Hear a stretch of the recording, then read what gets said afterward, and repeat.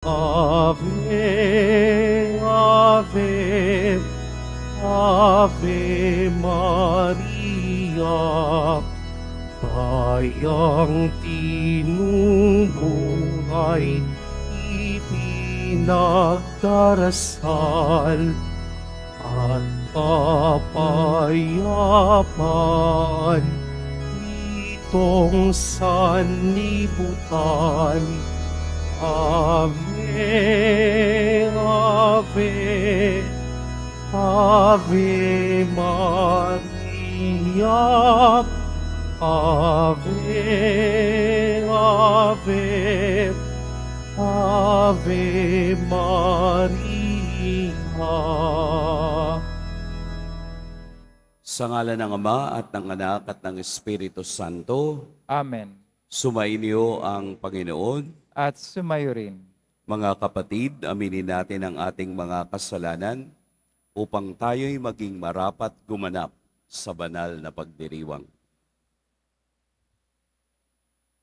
Tayo pong lahat, inaamin ko sa mga pangyarihan Diyos at sa inyo mga kapatid, na lubha akong nagkasala sa isip, sa salita, sa gawa, at sa aking pagkukulang. Kaya isinasamo ko sa Mahal na Birheng Maria, sa lahat ng mga anghel, mga banal, at sa inyo mga kapatid na ako'y ipanalangin sa Panginoong ating Diyos. Kaawaan tayo ng makapangyarihang Diyos, patawarin tayo sa ating mga kasalanan at patnubayan tayo sa buhay na walang hanggan. Amen. Panginoon, kaawaan mo kami. Panginoon, kaawaan mo kami. Kristo, kaawaan mo kami. Kristo, kaawaan mo kami. Panginoon, kaawaan mo kami. Panginoon, kaawaan mo kami. Manalangin tayo. Ama naming makapangyarihan, ipagkaloob mong kami magkapit kailanman ng kalusugan at kagalingan sa aming katawan at kalooban. Pakundangan sa pagdalangin ng laging birheng si Santa Mariang Mahal. Kami naway mahango sa hapis sa kasalukuyan at makinabang sa kalwalhatiang walang katapusan. Sa pamamagitan ni Hesukristo, kasama ng Espiritu Santo, magpa sa walang hanggan. Amen. Magsipo muna lahat. Pagbasa mula sa aklat ni Propeta Jeremias. Noong mga araw na iyon, sinabi ng mga saserdote at mga propeta sa mga pinuno at sa buong bayan, dapat patayin ang taong ito pagkat nagpahayag siya laban sa lungsod, gaya ng narinig ninyo. Sinabi naman ni Jeremias sa mga pinuno at mga taong naroon, sinugo ako ng Panginoon upang magpahayag laban sa templong ito at laban sa lungsod, gaya ng narinig na ninyo. Kaya nga, magbago kayo ng inyong pamumuhay at mga gawain, at sundin ninyo ang utos ng Panginoon na inyong Diyos. Sa gayon, mahahabag ang Panginoon at hindi niya itutuloy ang parusang inilalaan sa inyo. Ako ay nasa ilalim ng kapangyarihan ninyo. Maaari ninyong gawin ang anumang iniisip ninyong matuwid at makatarungan. Ngunit ito ang inyong tandaan. Pag ako'y pinatay ninyo, pumatay kayo ng taong walang kasalanan. Ito'y magiging sumpa sa inyo at sa lungsod na ito, pati sa lahat ng naninirahan dito, pagkat alam ninyong sinugo ako ng Panginoon upang sabihin sa inyo ang mga bagay na ito. Nang makapagsalita si Jeremias, sinabi ng mga pinuno at lahat ng tao sa mga saserdote at mga propeta, hindi dapat hatulan ng kamatayan ang taong ito, sapagkat ipinahayag niya sa atin ang ipinasasabi ng Panginoon. Subalit si Jeremias ay binabantayan ni Ahikam, anak ni Sapan, kaya't hindi siya napatay ng mga tao. Ang salita ng Diyos. Salamat sa Diyos. Poon ako'y iyong dinggin sa panahong iyong ibigin. Poon ako'y iyong dinggin sa panahong iyong ibigin. Iligtas mo ako ay sagipin. Sa putik na ito, tubig na malalim. Sa mga kaaway, ako'y iligtas din. Huwag mong tulutang ako ay maanod. Dalhin sa malalim at baka malunod. Hahantong sa libing, ako pagkatapos. Poon ako'y iyong dinggin sa panahong iyong ibigin. Naghihirap ako't mahapdi ang sugat. O Diyos, itayo mo, ako ay iligtas. Pupurihin ang Diyos aking aawitan. Dadakilain ko't pasasalamatan. Poon ako'y iyong dinggin sa panahong iyong ibigin. Kung makita ito niyong mga dukha, sila ay sasamba sa laki ng tuwa. Dinirinig ng Diyos ang may kailangan. Lingkod na bilanggoy, di nalilimutan. Poon ako'y iyong dinggin sa panahong iyong ibigin. Tumayo na po ang lahat.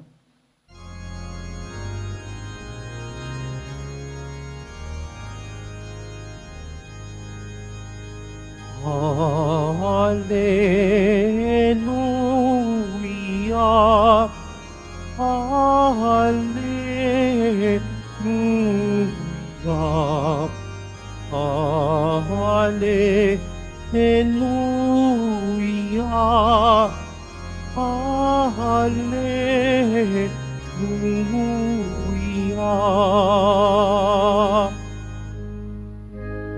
Mapalad ang inuusig sa gawang puspos ng bait, pagkat may kakamting langit. Hallelujah, Hallelujah, Hallelujah, Hallelujah. Sumainyo ang Panginoon. At sumayo rin. Ang mabuting balita ng Panginoon ayon kay San Mateo. Papuri sa iyo, Panginoon. Noong panahong iyon, nang makarating kay Herodes na tetrarka ang balita tungkol kay Jesus, sinabi niya sa kaniyang mga lingkod, siya'y si Juan Bautista na muling nabuhay, kaya siya nakagagawa ng mga himala. Si Herodes ang nagpahuli, nagpagapos at nagpabilanggo kay Juan. Ang dahilan ay si Herodias na asawa ng kapatid niyang si Felipe. Laging sinasabi ni Juan kay Herodes, hindi matawid na magsama kayo ng asawa ng inyong kapatid. Ibig ni Herodes na ipapatay si Juan, ngunit natatakot siya sa mga Hudyo sapagkat kinikilala nilang propeta si Juan Bautista. Nang dumating ang kaarawan ni Herodes, sumayaw sa harapan ng mga panauhin ang anak ni Herodias. Labis na nasiyahan si Herodes, kaya't isinumpa niyang ibibigay sa dalaga ang anumang hingin nito. Sa udyok ng kaniyang ina ay sinabi ng dalaga, ibigay po ninyo sa akin ngayon din sa isang pinggan ang ulo ni Juan Bautista. Nalungkot ang hari.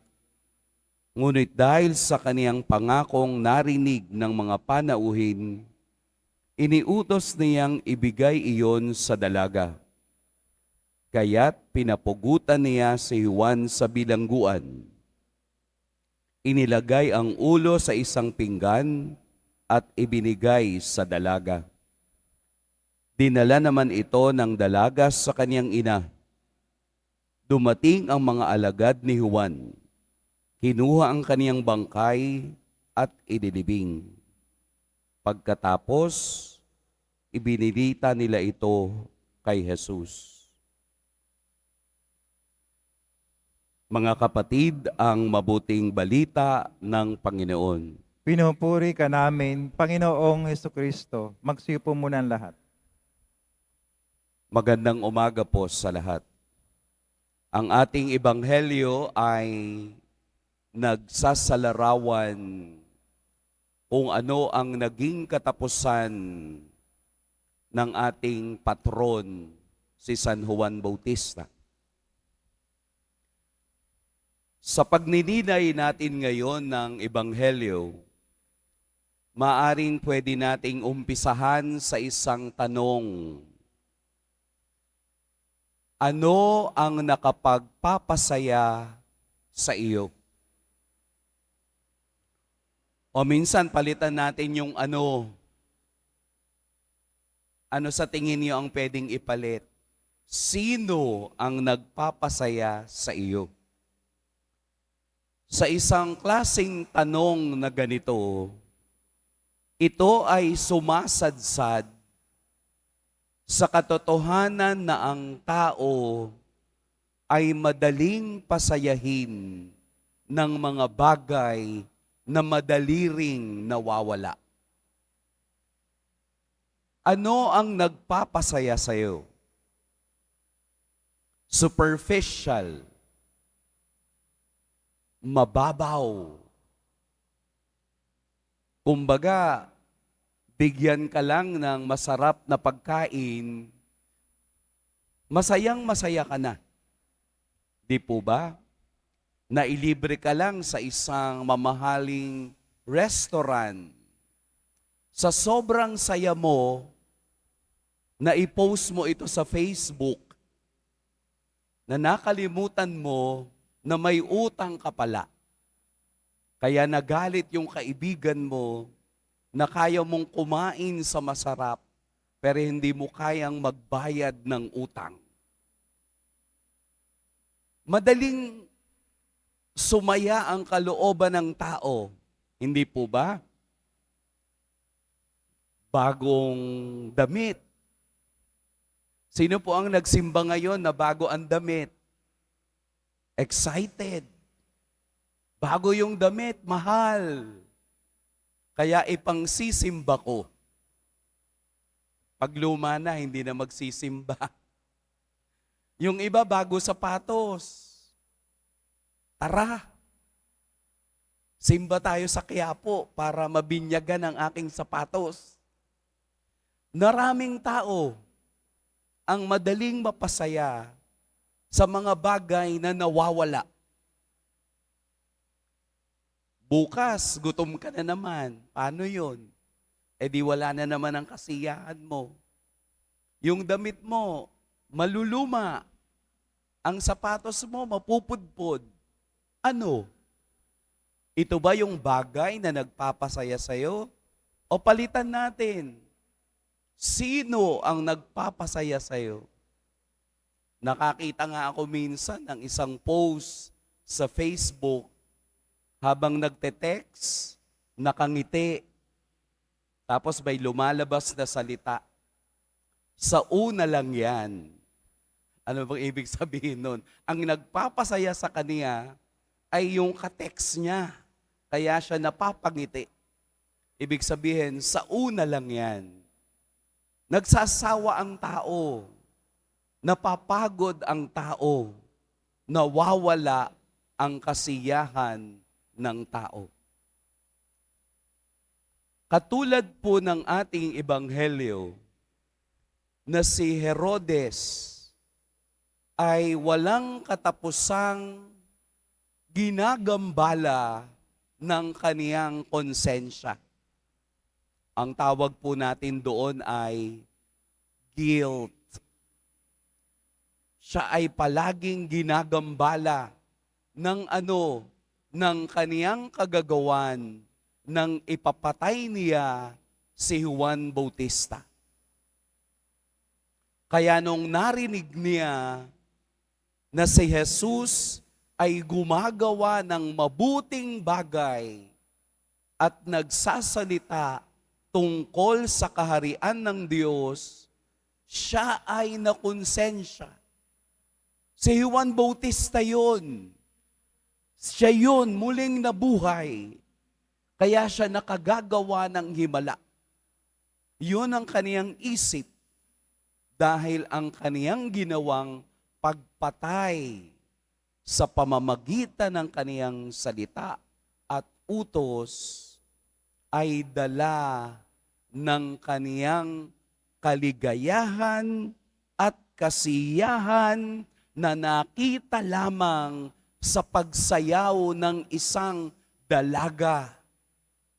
Doon siya nadala ang kaniyang makamundong kaligayahan ay nasira dahil lamang sa isang bagay. Ano po ang ibinibigay ng Ebanghelyo ngayon? Baka po madali tayong madala sa mga bagay na nakikita lamang ng ating isip o nakikita lamang ng ating mata. Nakikita ng mata ay superficial. Itong lahat ay panglabas lamang na nagbibigay ng kaunti ligaya sa buhay. At the end of the day, ang hinahanap natin ay ang Diyos na panghabang buhay na kasiyahan ng tao. Kaya nga po, dapat nating makita kung papaanong ang tapang ni Juan Bautista, ang ipinakita niyang katapangan sa harapan ni Herodes na pagsita sa mali ay ang kaligayahang makakita sa kaharian ng langit. Hanapin po natin ang tunay na ligaya ng buhay. Hindi ang kapangyarihang katulad ng kay Herodes na siyang magbibigay sa iyo ng pagkasira ng iyong buhay. Hindi po tayo madadala ng pera, kapangyarihan sa langit.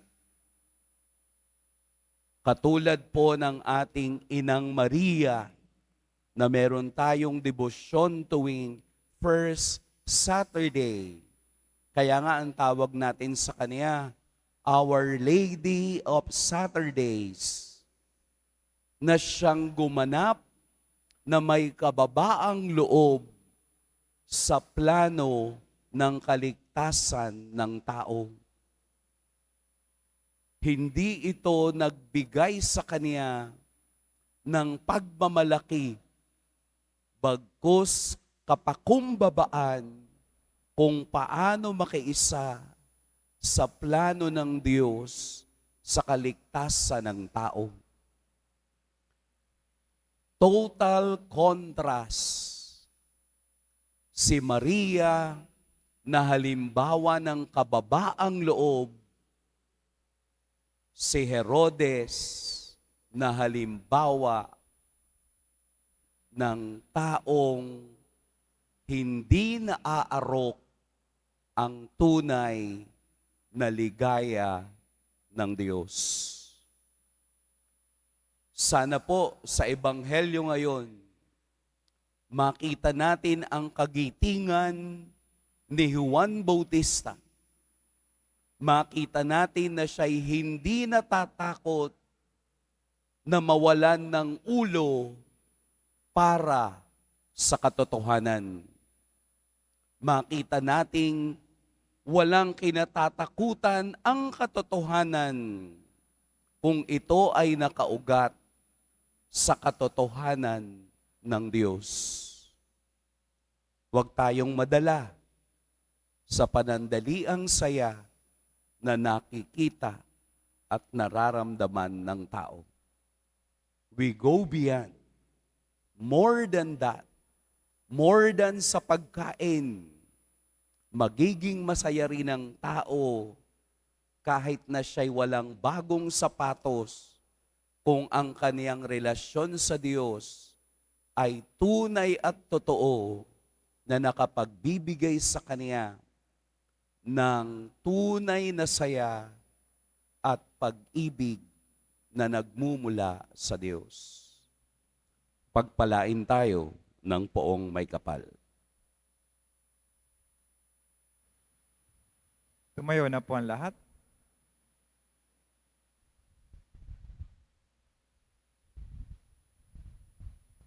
Minamahal kong mga kapatid, natitipon tayo kay Kristo na nagwagi laban sa lahat ng kasamaan. Lakas loob tayong lumapit sa Ama, kasabay ng ating mga panalangin. Makapangyarihang Ama, gawin mo kaming mapagwagi sa iyong pamamaraan. Makapangyarihang Ama, gawin mo kaming mapagwagi sa iyong pamamaraan. Ang simbahan naway mapanibago at magbigay saksi sa mga tamang pinahahalagahan sa buhay upang makatulong na maitindig ang mundong nasadlak sa pagkakasala. Manalangin tayo. Makapangyarihang Ama, gawin mo kaming mapagwagi sa iyong pamamaraan. Ang mga nagdirigmang mga bansa naway matutong mamuhay sa pagkakasundo at pagtutulungan para sa pagpapanumbalik ng kapayapaan sa daigdig. Manalangin tayo. Makapangyarihang Ama, gawin mo kaming mapagwagi sa iyong pamamaraan. At tinawang itaguyod ng buong puso ang katotohanan at labanan ang patago at pailalim na impluwensya ng kasamaan. Manalangin tayo. Makapangyarihang Ama, gawin mo kaming mapagwagi sa iyong pamamaraan. Ang mga may sakit naway tumanggap ng kasiyahan ng pag-ibig ng Diyos mula sa mga taong kumakalinga sa kanila. Manalangin tayo. Makapangyarihang Ama, gawin mo kaming mapagwagi sa iyong pamamaraan. Ang mga tapat na yumao naway makarating sa pangakong walang hanggang tahanan. Manalangin tayo. Makapangyarihang Ama, gawin mo kaming mapagwagi sa iyong pamamaraan. Sa tulong ng ating mahal na ina, ating isama ang lahat ng ating mga personal na intensyon. Ang intensyon para sa ating buong pamilya. Alalahanin din natin ang lahat ng may sakit, ang lahat ng OFW na malayo sa ating pamilya. Isama natin sa panalangin ang kanilang kaligtasan. Manalangin tayo. Makapangyarihang Ama, gawin mo kaming mapagwagi sa iyong pamamaraan. Makapangyarihang Diyos at Ama, habang itinataas namin sa iyo ang aming mga panalangin, nagpapasalamat kami sa iyong anak na siyang lumupig sa kasalanan at kamatayan. Siya na nabubuhay at naghahari, kasama mo at ng Espiritu Santo. Amen.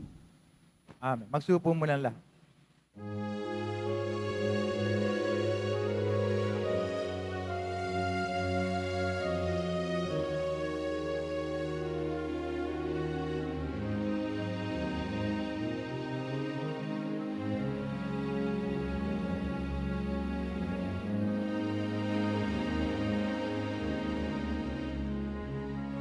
Aming alay sa iyo,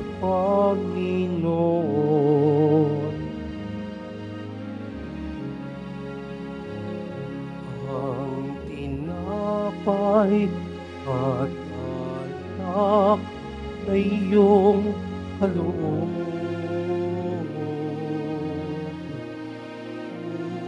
upang gunitain iyong buhay na inialay nang tayo'y magdiwang bilang isang sambayanan.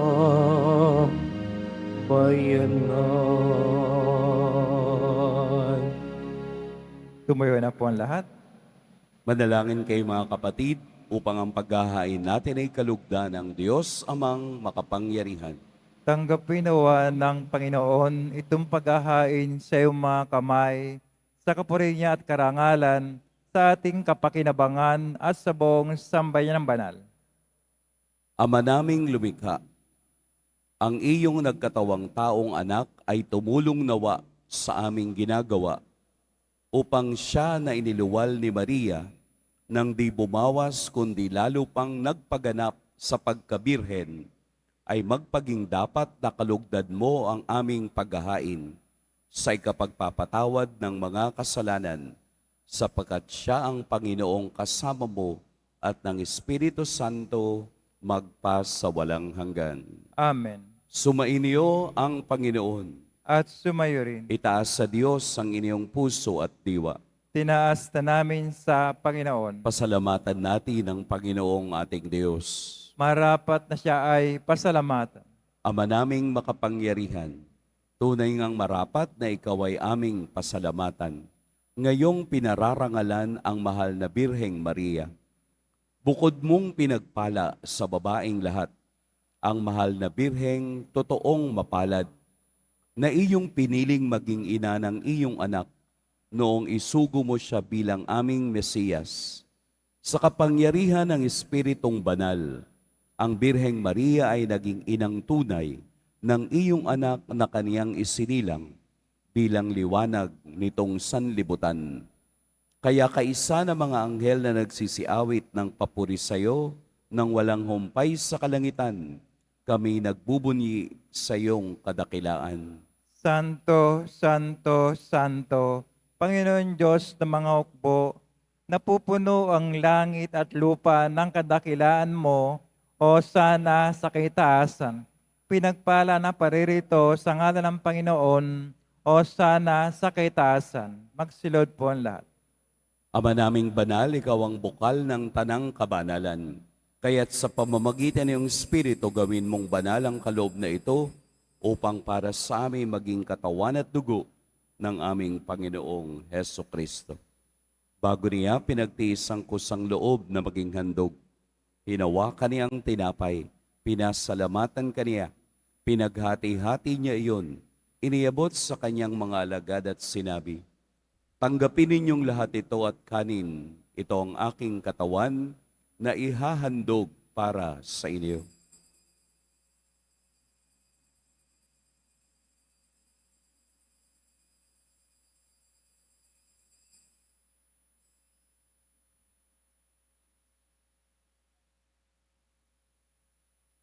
Gayun din naman, noong matapos ang hapunan, hinawakan niya ang kalis, muli kaniyang pinasalamatan.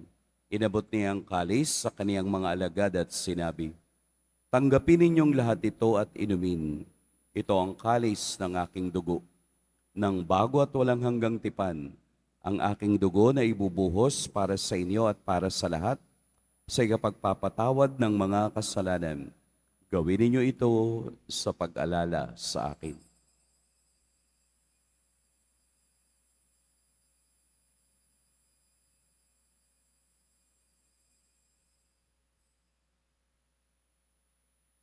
Tumayo na po ang lahat. Ipagbunyi natin ang misteryo ng pananampalataya. Kristo'y namatay, si Kristo'y nabuhay, si Kristo'y babalik sa wakas ng panahon. Ama, ginagawa namin ngayon ang pag-alala sa pagkamatay at muling pagkabuhay ng iyong anak. Kaya't iniaalay namin sa iyo ang tinapay na nagbibigay buhay at ang kalis na nagkakaloob ng kaligtasan. Kami nagpapasalamat dahil kami iyong minarapat na tumayo sa harap mo para maglingkod sa iyo.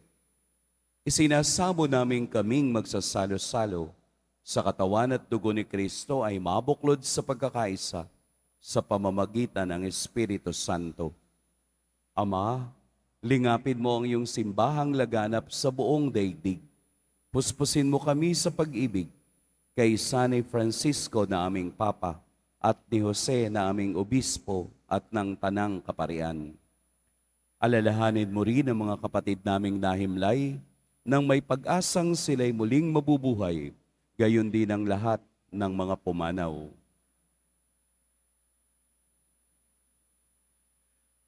Kaawaan mo sila at patuloyin sa iyong kaliwanagan. Kaawaan mo at pagindapating kaming lahat na makasalo sa iyong buhay na walang wakas. Kaisa ng mahal na Birheng Maria na ina ng Diyos, ng kabiyak ng puso niyang si San Jose, kaisa ng mga apostol ni San Juan Bautista, at ng lahat ng mga banal na namuhay dito sa daigdig ng kalugod-lugod sa iyo, maipagdiwang nawa namin ang pagpupuri sa ikararangal mo sa pamamagitan ng iyong anak na aming Panginoong Heso Kristo. Sa pamamagitan ni Kristo, kasama niya at sa Kanya, ang lahat ng parangal at papuri sa iyo, Diyos, Amang makapangyarihan, kasama ng Espiritu Santo, magpa sa walang hanggan. Amen. Sa tagubilin na nakagagaling na utos at sa turo ni Jesus na Panginoon natin at Diyos, ipahayag natin ng lakas loob. Ama namin, sumasalangit ka. Sambahin ang ngalan mo, mapasa amin ang kaharian mo, sundin ang loob mo dito sa lupa para nang sa langit. Bigyan mo kami ngayon ng aming kakanin sa araw-araw at patawarin mo kami sa aming mga sala para nang pakapatawad namin sa nagkakasala sa amin at huwag mo kami pahintulot sa tukso at yadya mo kami sa lahat ng masama. Hinihiling namin kami iadya sa lahat ng masama. Pagkalooban ng kapayapaan araw-araw, iligtas sa kasalanan at ilayo sa lahat ng kapahamakan. Samantalang aming pinananabikan ang dakilang araw ng pagpapahayag ng tagapagligtas naming si Heso Kristo. Sapagkat iyo ang kaharian at ang kapangyarihan, at ang kapurihan magpakailanman. Amen. Panginoong Jesucristo, sinabi mo sa iyo mga apostol, kapayapaan ang iniiwan ko sa inyo, ang aking kapayapaan ang ibinibigay ko sa inyo. Tunghayan mo ang aming pananampalataya at huwag ang aming pagkakasala. Pagkalooban mo kami ng kapayapaan at pagkakaisa ayon sa iyong kalooban, kasama ng Espiritu Santo, magpa sa walang hanggan. Amen. Ang kapayapaan ng Panginoon naway laging sumainiyong lahat. At sumayo rin. Magbigayan kayo ng kapayapaan sa isa't isa. Kordero ng Diyos na nagalis ng mga kasalanan ng sanlibutan, maawa ka sa amin. Kordero ng Diyos na nagalis ng mga kasalanan ng sanlibutan, maawa ka sa amin. Kordero ng Diyos na nagalis ng mga kasalanan ng sanlibutan, ipagkaloob mo sa amin ang kapayapaan. Magsilod po ang lahat. Ito ang kordero ng Diyos, ito ang nag-aalis sa mga kasalanan ng sanlibutan. Mapapalad ang inaanyayahan sa kaniyang piging. Panginoon, hindi ako karapat-dapat na magpatuloy sa iyo, ngunit sa isang salita mo lamang ay gagaling na ako.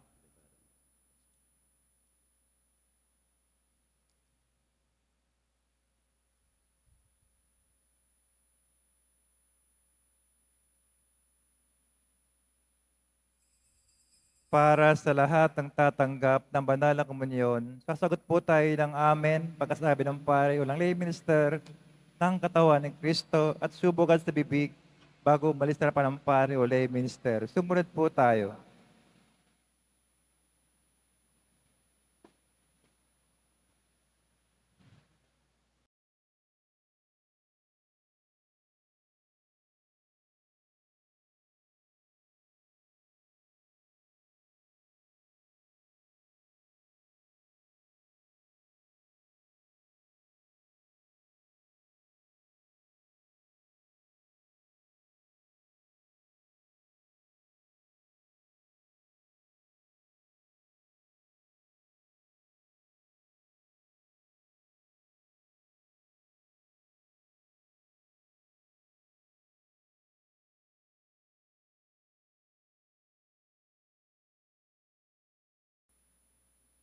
Manalangin tayo.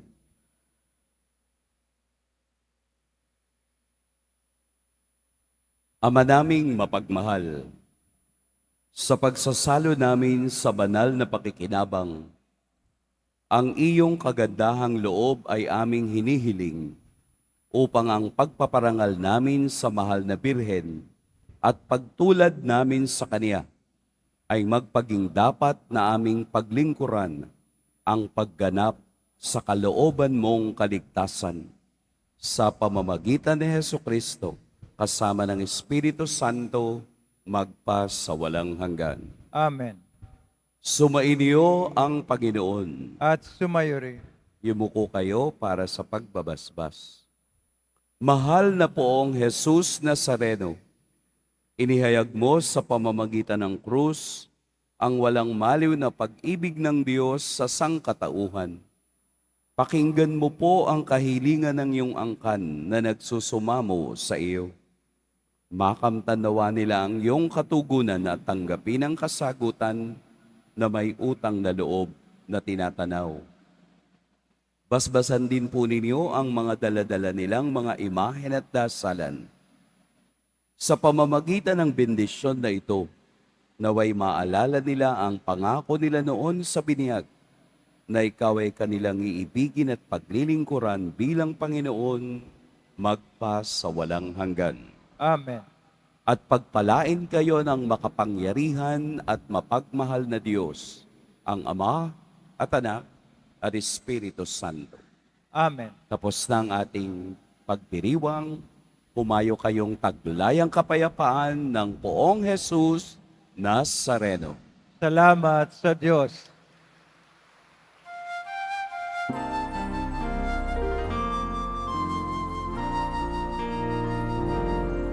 Cristo Padre Jesus Nazareno, sinasamba ka namin, pinipinto ka namin, para mo ang aming buhay at kaligtasan.